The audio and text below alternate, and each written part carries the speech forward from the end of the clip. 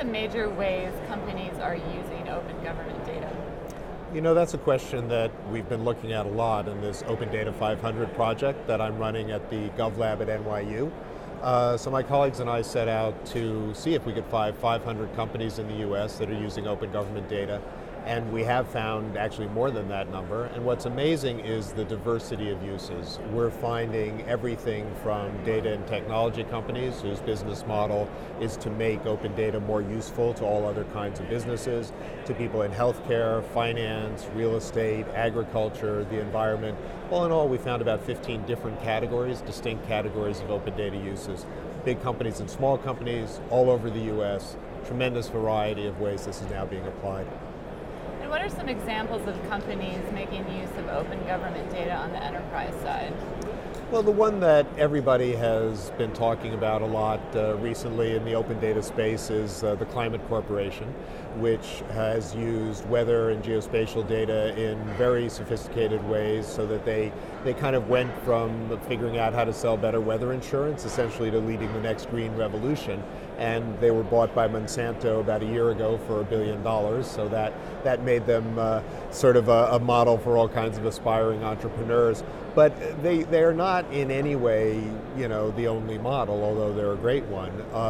We're seeing a lot of companies focused, for example, on healthcare delivery or the delivery of public services and making that better. We're seeing companies focused on improving government information and transparency at a local level as well as a national level. So again, we're seeing really large, successful companies like Climate Corp, and also a number that are finding niches or, in many ways, missions that combine the profit motive with social good.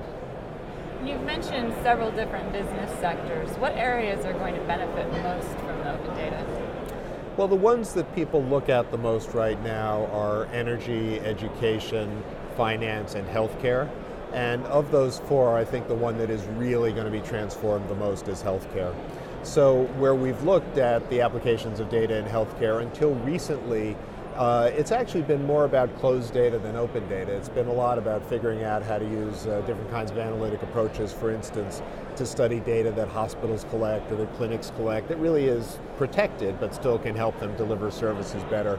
Just recently, partly because Medicare and Medicaid have released so much data, the FDA has released a lot of data, there's a lot more public open data out there now that can be applied to some really interesting problems. And if we're able to de-identify that data and really begin working with it on a broader scale, and other data as well, there's really a potential to change the way we do diagnosis, to change the way we do treatment, to really personalize medicine, have a kind of data-driven medicine that is just different from anything we've seen before. And it could be very transformative.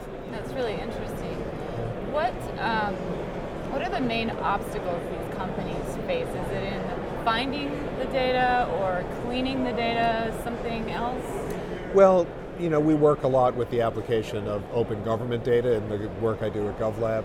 And I think the way I would summarize it, at least at the federal level, is right now, almost every agency, you have really smart, tech-savvy people who really want to make this work, and they're saddled with legacy systems and legacy data that go back decades. I mean, often we find in talking to a federal agency about how to release their data more effectively, they may have 10 different bureaus that are all using different technology, and you know, data within the agency may not even be interoperable, let alone between agencies. So a lot of it is just kind of the technical problems of making the data machine readable, accessible, interoperable, and so on. And some of it is data quality. A lot of data is obsolete, it's out of date, it's incomplete. And I think it's going to take not only a lot of work in government, but some real public-private sorts of partnerships to take on the task of cleaning it all up and making it easier to find, getting accurate inventories, and making it truly useful. And how does a developer get started? Are there particular pathways they can follow, and what kinds of data are you finding are most useful? I think as to what kind of data is most useful, it could be almost anything. I mean, there are certain kinds of data, though, that are useful across a very broad number of categories. For example, demographic data, a lot of population data will be used by many, many different sectors. As to where to look, I think it depends partly what level you're looking at. If you're looking to use federal data, then data.gov is really the primary repository. I think it's gotten more and more useful over the years. They've been putting a lot of work into making it really usable, but often an increasing number of cities are also putting out their own data inventories. So, City of Chicago, I think, was the first one to put out a really complete inventory of all its data.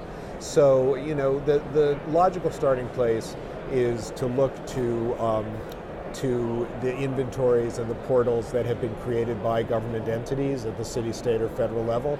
But with the Open Data 500 study, which is available at opendata500.com, we've done that study partly to be helpful to new entrepreneurs, because if you go there, you can see the types of data that are being used and the sources of data that are being used by people in many different sectors, and we hope that's going to be helpful to people starting out.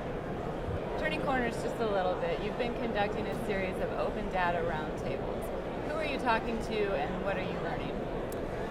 The Open Data Roundtable exercise has really been fascinating. So this started with the idea that one reason that government data is not all that useful to business as much as it could be is that the people on the business side and the people on the government side never talk to each other.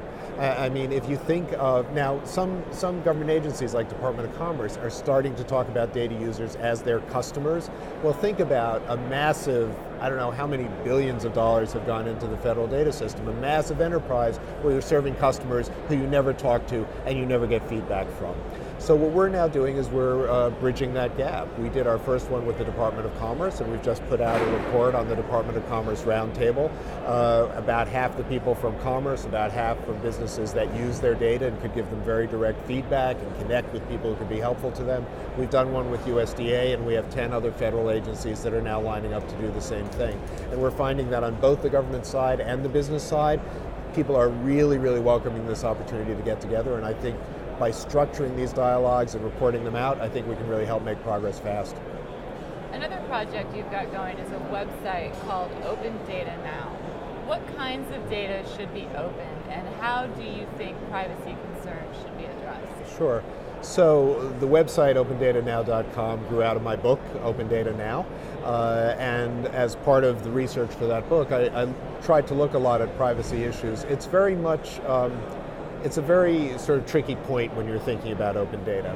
So the official US open data policy now, and that of a lot of countries, is that data should be open by default. That unless there's a compelling privacy or security reason to keep it close, it should be out there for the public. Then the problem becomes, how do you define what a compelling reason is? So I think there's two special cases here. One case is that people ought to have access to their own data. So if my medical records are out there, I should have access. If my energy usage data is out there, I should have access. And there are now a lot of government and government-inspired programs like Green Button, Blue Button, and others that do exactly that. So that idea of making data that somebody else has available to me and making that kind of personal data available, I think is almost a no-brainer. You've got to do that. The much trickier thing, I think, is the question of what it takes to de-identify a major, large, complex data set. And I think here, patient records are going to be sort of the acid test. As we were talking about a minute ago, if it's possible to de-identify that data and analyze it together with other kinds of data, we could have tremendous advances in medicine. On the other hand, if it's not de-identified properly and people break the code and know exactly what disease everybody has, then it's a complete disaster. And I'm not a deeply technical person, but from what I can see, this is still a very lively debate. And I think over the next year or two or three, we'll see whether de-identification is possible in a way that makes these applications possible, or whether it's just still too risky. Yeah, it's going to be a big topic. I think so, yeah. The U.S. is part of the Open Government Partnership, which focuses on data internationally. What kinds of patterns are you seeing? So the Open Government Partnership now has more than 60 member countries, and one of the things that we're doing with our work is we're starting to network with other countries and see if we can take this idea of the Open Data 500 study and do it in other places as well. So we've actually just launched the Open Data 100 Mexico. We only have 20 companies so far, but that's the start, and we're hoping to get to 100, working very closely in collaboration with the President's office in Mexico.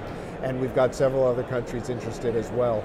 I think there's a couple of main trends coming out. One is that there's an increasing acceptance that data should be open. I think it often starts with transparency and the idea that government data helps make government more accountable, but it very quickly gets into the idea that you can actually use data as a business resource, which is the kind of phenomenon we've been studying. So we're seeing a number of countries in Europe, in Asia, some in Africa who are now interested in this. And I think both the idea that data should be open and that it can be put to use is becoming much more of an international phenomenon. And these countries are interested in open data in the sense that it would have public access to it? Yes, yes. So opening data in a way that, the way I think of open data, if it's open, anybody can access it. You can argue about, does it have to be machine readable, what form does it have to be in, but the absolute bottom line is anybody can access it, anybody can reuse it and republish it, and I think increasingly people are agreeing that it also ought to be free or very low cost.